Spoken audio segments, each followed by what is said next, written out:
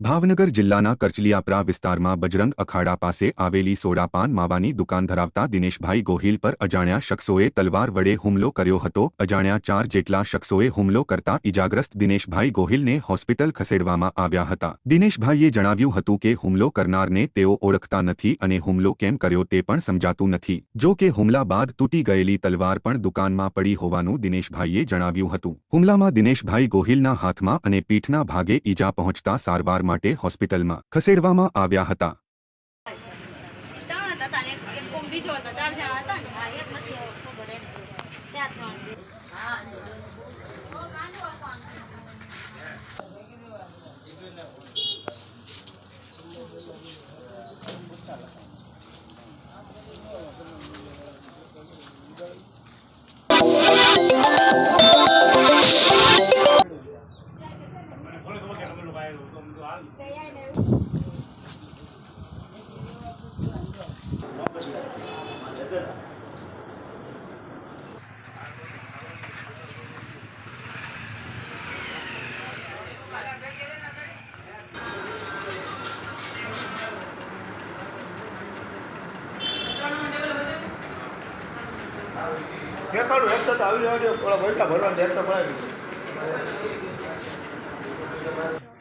મારું નામ અશ્વિની।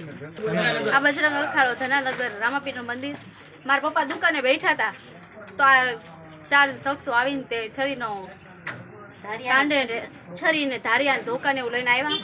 દુકાનમાં તોડફોડ કરી ને લૂંટ કરી ગયા। કોણ હતા? એક ભીમો, એક સાજન ને નયન ને એક બીજું હતું। 4 જણા હતા। કારણ શું હતું?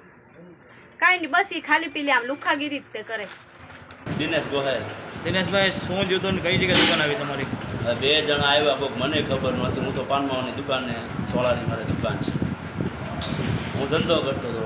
ઓચિંતન આવીને એક કને ધાર્યું હતું ને એક કને તલવાર હતી। હવે આવીને સીધા ઘાત કરવા અમીને ઓલા ભાઈ મને શું છે, મારો વાંક શું છે, બોલો તારા પાણીવાળા જેટલા હોય એટલાને। પણ મેં કીધું થયું હું, મને કાંઈક વાતની તો ખબર પડવી જોઈએ ને। મને ખબર નથી કોણ હતા ને ક્યાંથી આવ્યા એ।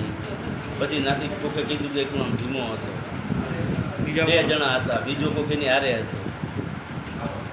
કઈ જગ્યાએ રહ્યો હતો? હું કરચલિયાપરા હેઠા પડી। શું નામની દુકાન છે?